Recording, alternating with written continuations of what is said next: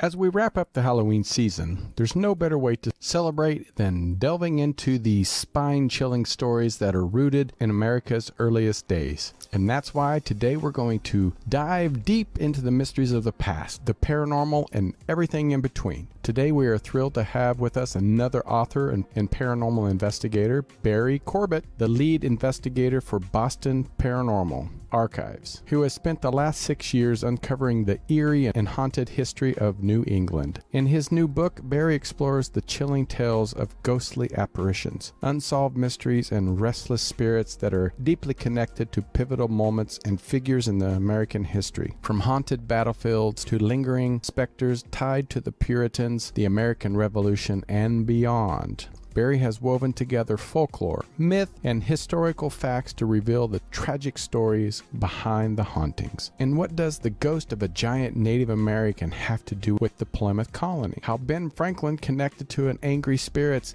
at Peter Oliver's house. So buckle up as we journey into the New England's haunted past and uncover the stories that continue to haunt the present. I'm Tony Sweet with Truth Be Told. Please welcome to the Truth Be Told studios for the first time, Barry Corbett. Hi, Barry. How are you? Hey, good, thanks. How you doing, Tim? Did you like the audience interaction there with the applause? You love that, don't you? Yeah.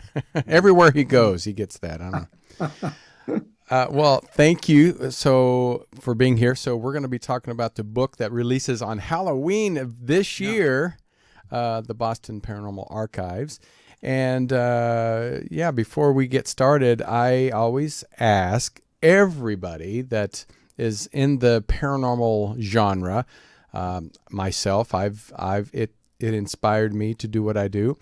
But everybody has an experience, either a ghost experience or a UFO or Bigfoot or something that really kind of embeds that need to want to dive deeper into finding out what they are or who they are or where they're from. So can you tell us your story of why you are interested in the paranormal genre?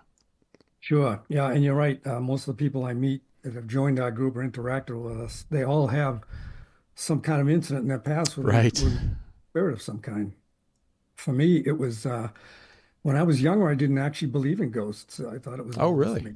Hollywood and movies and all that. But then something happened to me. I bought a condo in my 30s, and things were going fine for a few months. And all of a sudden, one night, something sat down on the edge of my bed that I couldn't see. And that kind of freaked me out a little bit. It stayed a while and it left. A few nights later, it came back. And every now and then, this thing would drop in on me. And I had a roommate renting the other room from me at the time. He didn't believe me one bit of it. And then it happened to him one night and say he moved out shortly afterwards. But since I owned the place, I couldn't do that. The spirit eventually moved on, but that's how I got interested. I started reading up on all kinds of paranormal reviews and books and biographies. And one of the things that really fascinated me was the spiritual movement from the 1850s through the early 1900s. Why did that? Why was it that period? What? Well, that's when it all began. It was the Fox sisters up in New York. They heard rapping sounds in their home, and it became a national news story. Mm-hmm. And then people started table tipping all over the country, doing home seances and tipping tables. So I talked to one of my friends while I had this ghost in the apartment. I talked my friend Mike into trying it out. Let's see if we can tip a table and get this spirit to appear. I really didn't believe it would happen. I still didn't believe what was going on, but we sat in front of this coffee table, and it was a pretty good sized coffee table for about 40 minutes with our hands just resting lightly on. And to my astonishment, about 40 minutes in, the table began to rise up on my end where I could tell it was Mike doing it because my hands were just resting lightly on it. Freaked us both out completely. I said, would you go back down? The table moved back down. I said, can you move Mike's end up? And then I saw his table end. And it went up almost to a 90-degree angle, like he was going to fall over. At that point, we didn't continue the experiment. We stopped because we were kind of scared. No one expected it to work. So that was the beginning. And it was probably another 10 or 15 years before I actually joined the group in Boston. Wow. And not like I always tell everybody, I've talked to people all over the country and interviewed many people about an incident. And some people will go, "Oh, I don't believe in ghosts." But Yeah, then you'll say, "Oh, I do a podcast about it." And they're like, "Oh, you know what? I don't believe in it. But one time I had this they're they had an incident, but they really don't want to believe it, but they can't right. really explain it, so they still keep it to themselves because they don't want to seem crazy." Kind of shocking. I mean, it kind of changes you. Hmm. Well, you've spent 6 years writing this book, I think. Is that what it said? 6 years as the lead investigator for Boston Paranormal. Oh, I'm not anymore. I'm still involved with the group, but Laura runs it now, doing a great nice. job. So when 6 years as a paranormal investigator at the Boston, in Boston, but your book ties many hauntings to pivotal events in American history, which I'm a big history buff. Yeah. And so how did you go about the researching and connecting these, encounters, these spiritual encounters with historical figures? Because, we read the history books and we don't always hear those stories. I'm here about ghosts. No. Yeah. Yeah. Um, well, it's true though. No, well, when I started writing the book, I picked out like 19 sites that I thought would make interesting chapters. And I had already done some research on because we'd been to all of them, and we always do a little bit of research before we even investigate a location. Right. Uh, and it's one of the fascinating things about paranormal investigating is you find out incredible things when you dig into history. For example, my favorite chapter in the book is the Wessagusset Memorial Park, which is in North Weymouth, Mass, which is right on the coast. I had read a story about it being haunted. I talked to someone else on another podcast about it being haunted. So we got the group to go down there one night. And what people were saying was the road behind it was haunted by a giant Native American. And they'd see Native American spirits all the time in two or three houses on that road and in the park. So when I started digging into the information, I found out that Wessagusset had been the second colony only 2 years after Plymouth Colony was founded in 1622. London merchant Thomas Weston sent another ship full of about 60 colonists to try and establish it in North Weymouth. Right. So what happened was very similar to Plymouth. Hmm. Down there they made a pact with Massasoit, and he saved them from starvation. Taught the natives taught them how to plant corn and beans and squash, and they survived the winters. I guess they didn't learn their lesson because when the second expedition came to Wessagusset, the same thing happened. They were starving, and the local tribe there was the Massachusetts tribe. Their chief was Chickatawbut. He offered them help, taught the same thing, taught them how to plant corn and beans, and they had a good relationship going for a while. Some of the colonists even married some of the native women. They were getting along really well with them.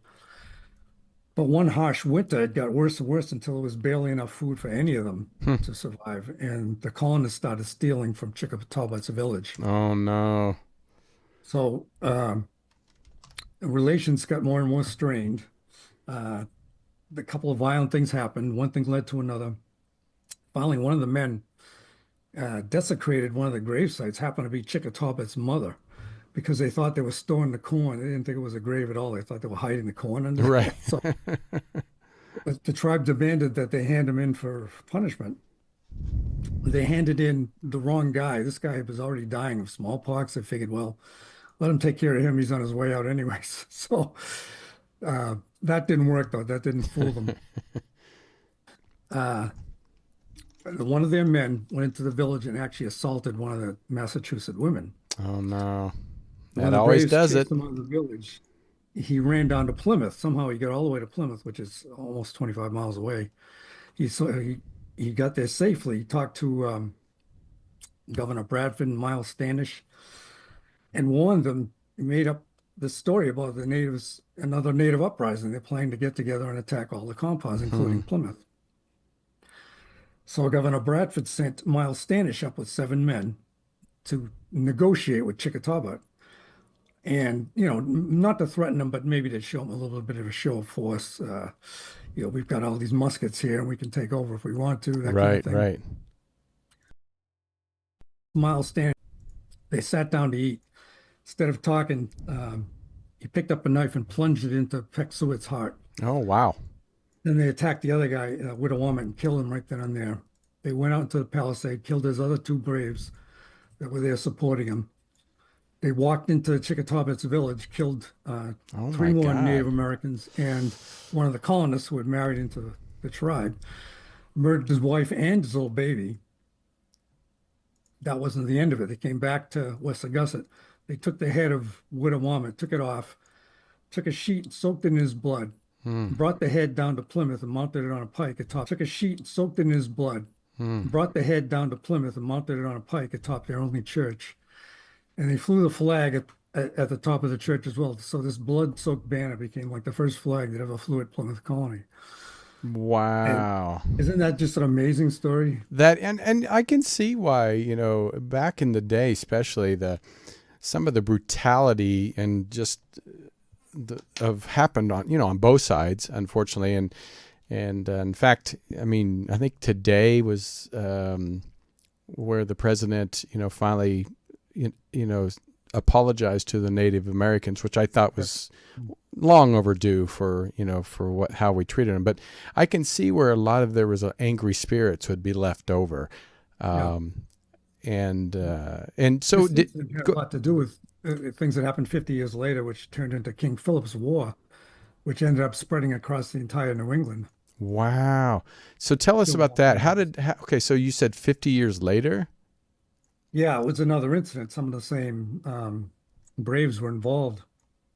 Things were tense all the way up until that point. Mm-hmm. There were many things going on, but what happened is Massasoit was near to death, and he was down in Manomet, which is Cape Cod. And I know Right. people aren't from this area, but Manomet is right on the edge of Massachusetts. That's where he spent his summers, but he was deathly ill. And the governor said Ed would Winslow down to pay his respect, but instead Winslow actually nursed Massasoit back to health. And he was so grateful that he told them that what's been going on behind his back, these other Native American tribes were grouping together and thinking about attacking because of all these incidents. But eventually Massasoit did die. He was his oldest son, Wemsutta, took over. Hmm. Wemsutta came to the compound at Plymouth at one point to discuss negotiations, and he'd gotten sick. I think it was smallpox, and he died on the way out of Plymouth. They didn't Wow. kill him. I think it was the disease that killed him. But Right. Right. his second son took over. His name was, well, they called him King Philip, but he was Metacomet. Metacomet had a different attitude. He was really angry about, how much they were, how much land they were accumulating and pushing them back, and everything that was going on between them. So he had a much more violent reaction. Started raiding villages all around Massachusetts. Started in the lower southern area, and then it spread all the way up north, all the way as far as Maine. It was a brutal war that only lasted a year, but some of the other chapters in the book are related to that same King Philip's War. So this always is so fascinating, some of these stories. And when you're researching this, like you said, we know a lot about maybe the basics of a lot of these incidences, King Philip's War and all this stuff. But when you start really diving into and digging into the specifics and these stories that sometimes don't even get heard, what's going through your head, or do you get excited, or what is it like to discover these amazing stories that most people probably have never heard? Yeah, it's amazing because there are local historians here. I dug into quite a bit of their own research, some professional historians, and they did a great job. They've written books on it. I've only researched the sites that were in the book, so I'm not a historian myself. But yeah, it's fascinating. I could really get into it when we find that's one of the things we do when we go to even if it's a private case, we try to find out as much about the history of the location as we can. We go to official records, see who lived there, who died there, Right, right. and get some clues as to what's going on. What always comes to my mind, even where I'm from, and I'm from a small town in southeast Kansas. We've heard a lot of stories. There's stories about things that happened in the area. There's folklore, and New England is very rich in history, and folklore and myth, I'm sure, is just like a bag of Skittles everywhere. Yeah, New England's steeped in myth. So All how do kinds of. you balance the line between historical fact and legend when you present these stories to us readers? Well, they're more fact than legend. And I discuss the ones that I end up thinking are legend because there's one in particular, the very first chapter in the book. Dungeon Rock is kind of a hidden gem in the middle of a Lynn Woods reservation. There's a cleft in between two big boulders and an entrance to a cave. And if you go into that entrance, there's a 20-foot ladder that leads down into a tunnel that's dug underneath the road for almost 150 yards. And it's pitch black in there. No one even knows it's there. Again, some local historians told us about it. We went and investigated it, and we found out there was a legend about the pirate Thomas Veal, who in 1650 arrived in Lynn Harbor with four men, uh, took a chest off his ship, put it into a rowboat, sailed up the Saugus River, and disappeared. Yeah, that's Dungeon Rock. How'd you get that so quickly? Oh, my Interesting. fingers type fast. Yeah, that would have been the 1940s, that picture. Great work. So, Thomas Veal, uh, he he disappeared for 4 years. He left a note.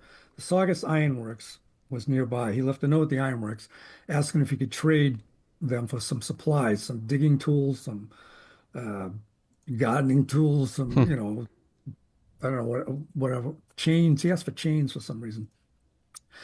And in return, he would share some of his treasure with them. So the original scam, I think that was. Right, right. So they did it. They met him at a spot in the woods that they later called Pirates Glen. Yeah, that's the entrance to the cave. And because they had a good view of the harbor, they knew they couldn't be attacked. It was kind of a high spot in the woods. They figured they were safe there. So they got the tools, and then they disappeared. They didn't hear from the guy for 2 more years. Thomas Veal came back 2 years later with a bride at his side. They started building a little village there, some temporary log cabins and all Mm-hmm, that. mm-hmm. But he already had a reputation as a pirate, and the British were controlling that whole area. So I guess somehow word got up to London that Veal was still alive, and they sent soldiers down. They raised a militia from the town, and was looking for him.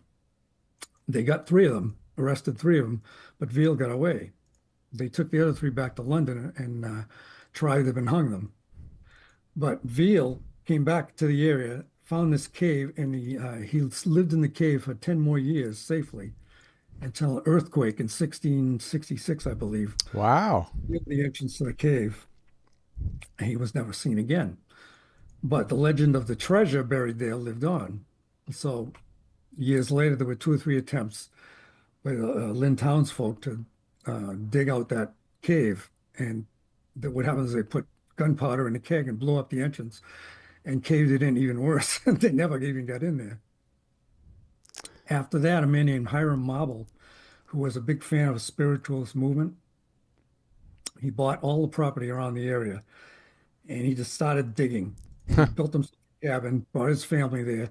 He spent 30 years digging for that treasure. And in the meantime, he brought in mediums and psychics, and they Right. used automatic writing. His idea was he would communicate with Thomas Veal, and Veal would tell him where the treasure was.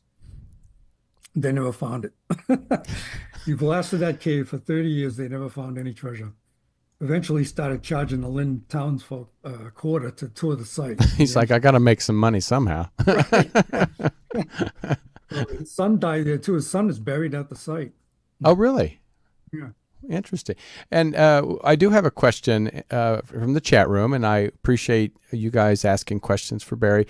He's all the way from São Paulo, Brazil, so I'm excited to have him on in the chat room. But Alex said, hi, Barry. Was there any historical location that, in your opinion, is more haunted place than you've ever researched?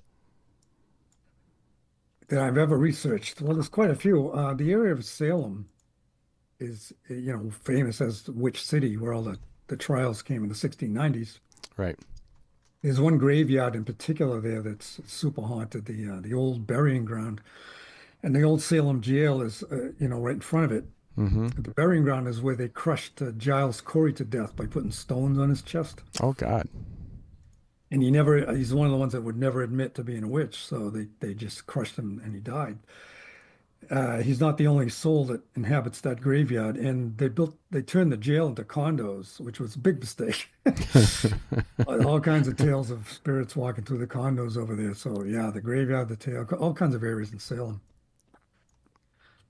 That's the old burying ground. The Boston Anatheum is another one. They have a book there bound by human skin. Oh my God. Yeah, I don't know what the story is behind that. I haven't gotten in there I yet. think I'd wash my hands after I touched that one.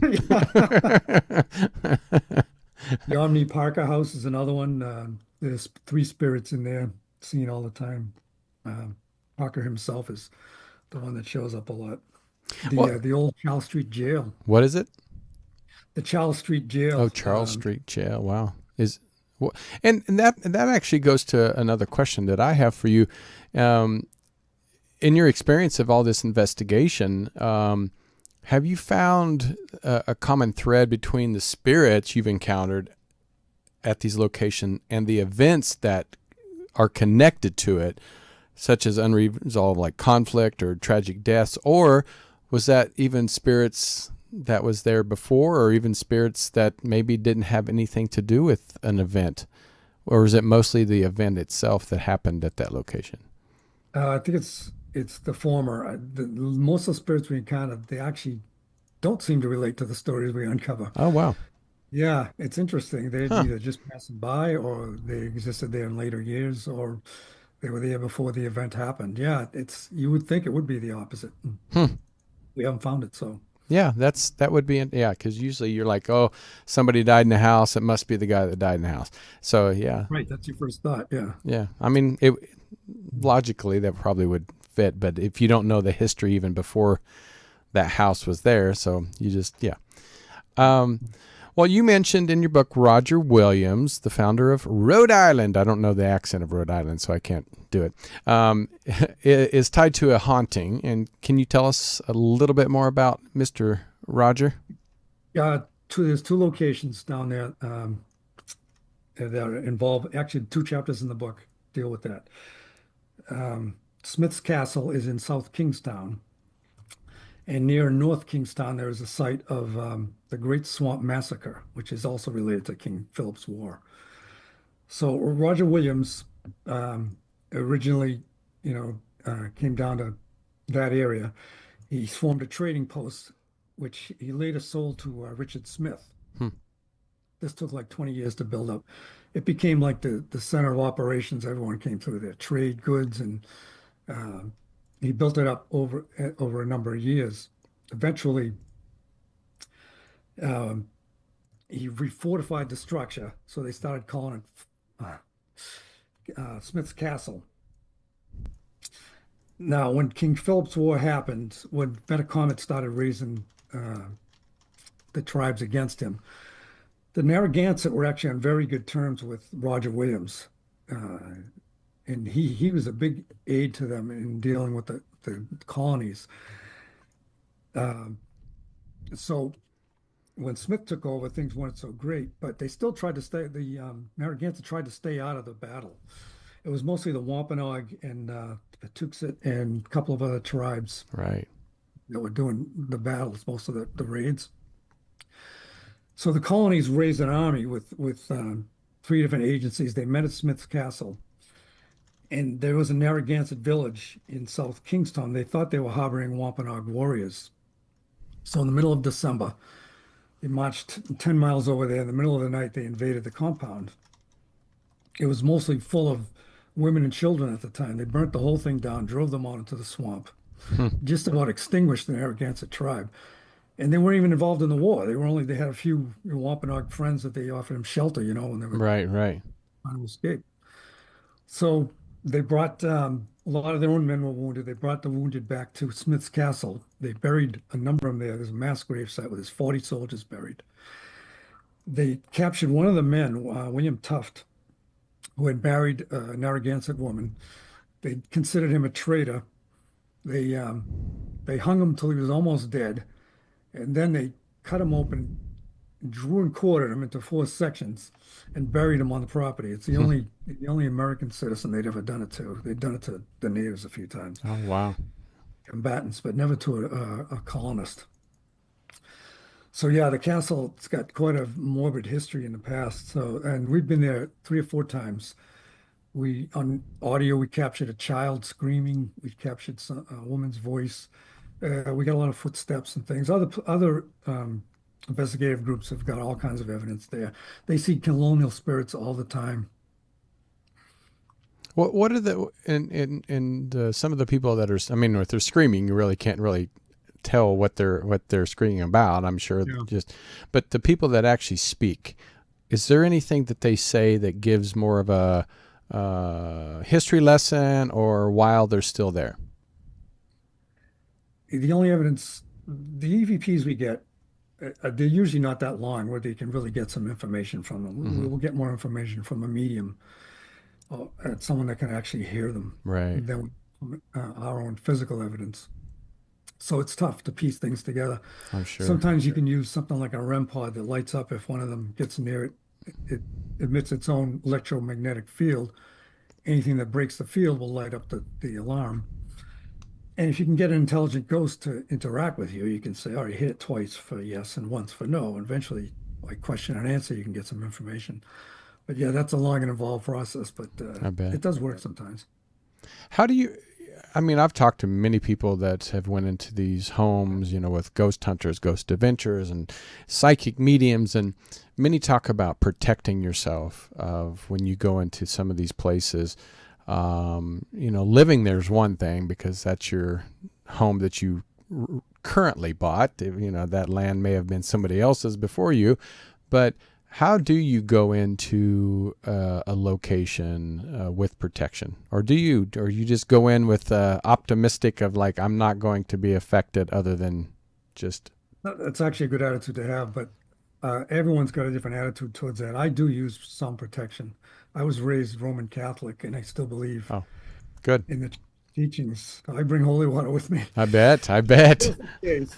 I A lot of them suggest you surround yourself with an image of light, Mm-hmm. sort of a shield like you might see in the movie Dune. Right. Shield when they're battling. Here is the mind killer. Right. Well, But have my you? experience, Go you ahead. almost kind of get what you expect to happen. Yeah. Your own thoughts and feelings have a lot to do with the results. And we do go in with an optimistic attitude. And we don't try to antagonize spirits. We treat them with respect as often as possible. And in turn, they usually treat us much better. Yeah. We Yeah. don't challenge them. And have you met? Like I said, during the Halloween season, I've interviewed some people when it comes to more of like the exorcist type of things. Have you ever went into a demonic feeling type of spirit, or has it mostly been pretty? I have not. I have a Yeah. couple of friends who have done work with the Catholic Church and Yeah. actually filmed exorcisms for them. That would be Um, scary. yeah, that's not for me. No, I've not. We have not encountered a possession. We've encountered very few evil spirits. I think Yeah. some of them can be called negative entities Right. because they were probably nasty, cranky people in life. They probably take that with them beyond the That'll grave. be me. No, I was kidding. And personally, I think a lot of the spirits that stick around, it's probably because they're afraid to move on. They've done some Yeah. bad things and they're afraid of being judged. One of my theories. But it's pretty rare to encounter a very negative, a hostile spirit. It's not that they don't exist. I'm not saying that. But Right. we have encountered some negative entities, but nothing super aggressive. Well, as your book, and I'm going to show the book so people can go out and pick this up. It's coming out on Halloween. So was there a significance of releasing it on Halloween? And since you're an investigator and Halloween comes once a year, do you notice an increase in activity at this time, or do you feel like Halloween doesn't really affect the spirits and their presence. I think that's more of a reputation thing Yeah. than a fact. Some of the memes will tell me that's wrong, that it definitely does increase. The veil is thinner at that time of the year, but I don't see it. We get a lot of reported cases because people are thinking about it, they're talking about it, it's on the news, and people start hearing things in their homes. So I Right, think that's right. what happens. Activity ramps up. As the book release, it was supposed to come out in July, and then they had some trouble with the distributor, get delayed a couple of times, and then when we got near October, they said, you know what? I think it's a good idea to just put it out on Halloween. Might as well. Might as well. Yeah. It's a good PR strategy. So, well, it sounds like you've done a lot of investigations. Have you ever debunked a ghost story or a folklore with your research? Have you ever walked away going, "I'm not for sure that this is probably just a myth"? I actually thought that about the pirate story Oh, really? when I sounded like an urban legend to me, and I was kind of hoo-haing it the whole way down there until on the second day we were there, we were at the base of the ladder, which should be right near the original cave, Right, right. and we got an EVP, and Michelle had asked, "Are you still here in this chamber?" And we heard a voice say yes, and then we asked, "Your men, your three men that were with you, did you know that they were captured?" And the voice said hanged. Oh, So I kind of changed my mind about that you're legend. I like, think it's okay, probably in yeah. there. You're like, I'm glad you spoke up because I almost walked out of here thinking it was just a made up. Tony, you mentioned negative spirits. I forgot to mention the rest of that story. When Marble was digging that cave, he should have turned it to the left because that's where Veal's original cave was. For some reason, he turned right and kept going in two or three different directions. And it was the medium that was telling him through automatic writing which way to go. And I think probably what happened there is he encountered some negative entities Oh, who saw an wow. opportunity to create some havoc. And we're going to just send this guy on a wild goose chase. And it worked. He spent 30 years wasting his life. Wow. Wow. That's, Yeah. I guess that is. It's like the yellow brick road. You never know. Right. There's They're out right or there. left. I went down and got into the witches' territory. Well, New England, which I have a lot of history with my family. That the Stockton family, Richard Stockton, who was one of the Oh, signers, really? he was my seventh great grandfather, and it's interesting to see a lot of their religions. And I know Puritans were New England was deep in the Puritan history when it comes to the religion, and they were known for being very strict. Religious views. And how do you think the Puritan belief system influenced the hauntings and ghost stories that emerged in that area? Or do you think the religion itself has and kind of enhanced or kind of made the Yeah, story even better? Tony, I think all the religions have enhanced it, certainly. Yeah. But the Puritans, especially afraid of witchcraft, and those tales took on a life of their own. And, the incidents in Salem was probably more about land ownership than it was about witchcraft. And it was a bit of hysteria brought on by this religious fervor, where you could just point at someone who had, done something a little bit weird and call them a witch. And, things got worse from there. Ended up at 12 people being hanged. And, but I think all the religions have the boogeyman built into their system. Right. Not that he doesn't exist, but it certainly plays a part in lore, folklore. All right. So this was just out on, I think it was HBO. It was Apple TV. They had a series on Benjamin Franklin. I don't know if you saw it. It was really good. Michael Douglas played Benjamin Franklin. I loved it. I found it fascinating. So can you talk about Ben Franklin and his ghost story? Because, again, this guy was so fascinating with everything he did, politician and, inventor and this, it just amazing. So can you give us his ghost story? It's the Peter Oliver House in Middleborough, Mass, which is down near Plymouth. Uh, it was built in 1769 by Peter Oliver, who was a judge at the time. He was a loyalist. He had strong connections to Governor Hutchinson, who was also a lawyer. So actually, his Governor Hutchinson's daughter married Peter's son. That image is Peter Oliver House. It was built as a wedding gift to Peter It's a and nice his wedding bride. gift. Yeah, nice wedding gift. So Oliver built another hall across the road from that structure where he called Oliver Hall. And he held lavish parties where he invited all his loyalist friends. So this is around, the early 1770s when the roots of the revolution were beginning. Peter Oliver did not treat people well. Oh, I really? guess very abusive to the staff. And one point he had, assaulted one of the chambersmaids. So one of the men tried to defend her. He got himself in trouble. They took Oh, the guy no. out back, and his crew hung him from a tree right in the backyard, right in front of her.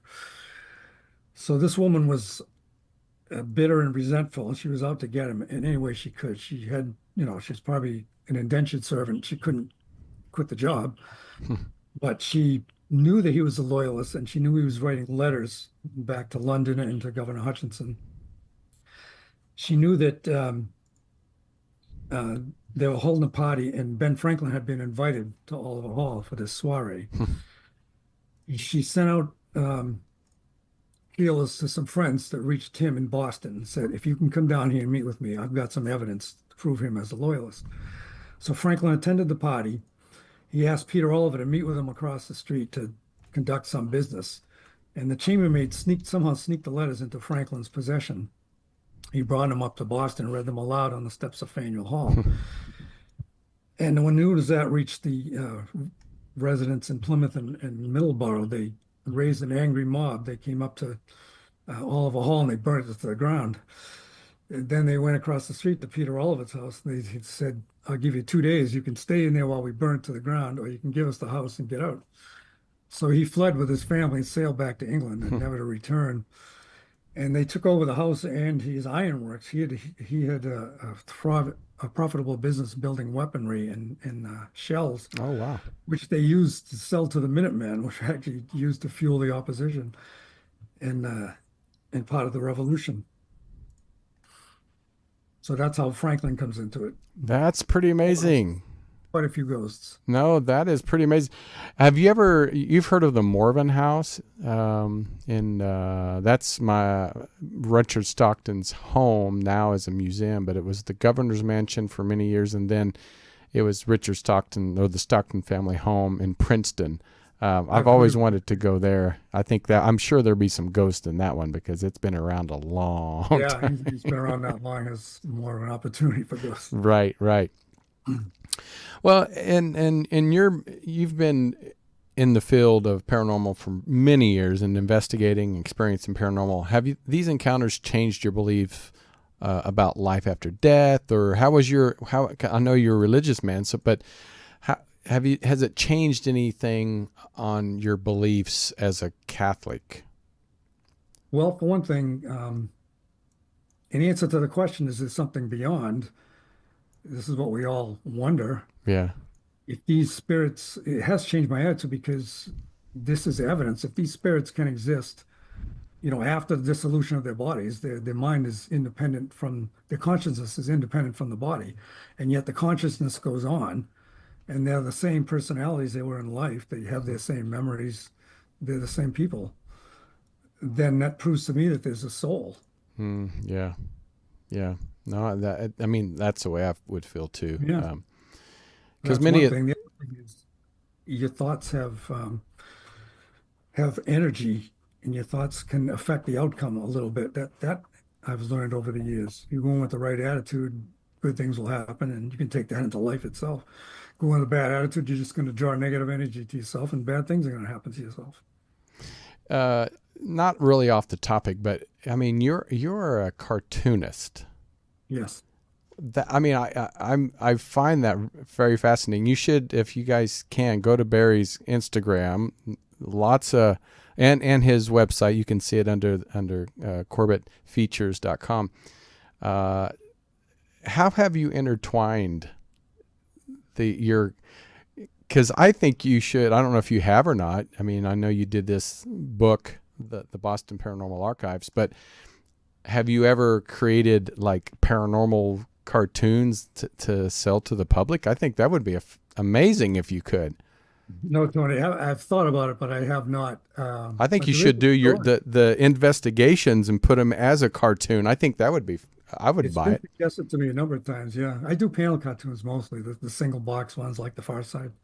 Yeah. Um, but there is a story that kind of relates to it as far as ESP. Um, I never thought I had much of a sense of ESP, but in 2001, when the two towers went down, I had been working on a comic strip, and the plot was from a terrorist a bombing. And this was right that very same week. I had drawn up a comic strip that showed the characters coming across a scene of devastation, and the building itself was gone. There was a Hmm. hole in the ground. Wow. And I posted it on September 10th, the evening of September 10th. And next morning, we woke up to the news of the towers going down. I was just like horrified that I had posted this cartoon. I had to take it down right away. Oh no. So to me, that was a little bit of ESP working in my subconscious, almost predicting the tragedy. Wow. That's the only relation I can give you for my cartoons on the ghost hunting. But no, I looked, I was like, man, you are so talented. When did you start doing that? About 20 years ago, I was a graphic designer for most of my career, but Oh, okay. I wanted to break into cartooning. I Well, started out with comic strips, and then when the newspapers started going by the wayside, I merged over into panel cartoons where I could still sell them to magazines. right, right. No, that makes sense. Well, we do have a couple more questions in the chat room. Then we'll probably Great. get you out of here so you can go get ready. You have a week away from your big launch, and also get your Halloween costume ready to go. Uh, so first, the book is there going to be a Kindle? Yeah, there's a Kindle edition. There is already, or It'll going be to be, released going Friday to be. next. So yes, yes, it will to that question. And how many people are in your team when getting a location? I mean, besides the medium. We have 12 members right now. Oh, We like to keep it around that size. don't step on Most any toes with that many most people. of us, right? We used to operate, we used to let everyone join, but it got to be hard. But people weren't experienced with the equipment, and you end up spending all your time explaining things to new members. So we narrowed it down to a smaller group now, and we have one medium and a couple of sensitives in the group. Yeah. All right. So a mother that has 5 children, or a father that has 5 children, even though they love their children the same, there's always a child that's probably their favorite. In this book, is there one spirit or one story that you just related to the most? Well, relate to no, but one of my favorite sites is the Wayside Inn Hmm. in Sudbury. It's kind of a tragic story of the haunting there. It's the innkeeper's daughter, Jerusha Howe. She died of a broken heart in 1842, Oh, and she lived in rooms 9 and 10. The inn is gorgeous. It was built in 1776, but those 2 rooms were hers. And when they rent them out, people stay there. It's a hotel. right. They started this um, uh, thing where people would leave notes on their experience. I had a great time. The food was great, and they'd tuck them into the crevices because the room is so old. It's got these old oaken beams. And there's all these cracks and crevices. They started reading the notes in about the 1940s. They started noticing that about a third of the notes said that something happened in the room. I Oh, heard wow. voices, footsteps, something sat on my bed. I saw a woman's face. So they became aware that the room was haunted. And That's pretty cool. it still is to this day. We've been there 4 times, and we got a woman crying on an EVP. We got we saw a shadow figure on the door one night, the door latch opening when no one was behind it, things like that. So it is our favorite place, and it's a beautiful inn anyways. Well, Barry, you are wonderful. I really enjoy. You're a great storyteller. That makes a big difference also. when even writing a book. I think a great storyteller can put it on paper and tell it in words itself, verbally. But please, everybody, go get your book next Thursday, which is Halloween Day. You can go to Amazon. Can you get it on your website or just on Amazon? It's not on my website yet. Okay. Amazon, Barnes and Noble, all the major booksellers Yeah. have it. Oh, perfect. The Boston Paranormal Archives with Barry Corbett as the author. And I know you're going to have to be speaking coming up somewhere. Somebody's probably invited you to talk about all this stuff. Are you having any conferences or anything you're going to be speaking at? We're going to be at the Hooper Mansion in Marblehead on November 1st. There are still tickets available to that. We're doing a demonstration on ghost hunting, and that place is haunted too. The Day of the Dead. Right. After that, there's a couple of libraries I'm hoping to get a lecture in, but nothing scheduled yet. Well, thank you, Barry. I really appreciate you being here. Are you going to write another book sometime? There has to be more investigations out there to put I'm another. actually going down to Gettysburg in November to do some research for a book about haunted Gettysburg. I think I saw a ghost right behind you peeking around the corner. Well, thank you so much, Barry. And everybody, please go to CorbettFeatures.com and also pick up his book where all the books are sold. And again, thank you so much for being on Truth Be Told. Tony, I appreciate it. Appreciate you too.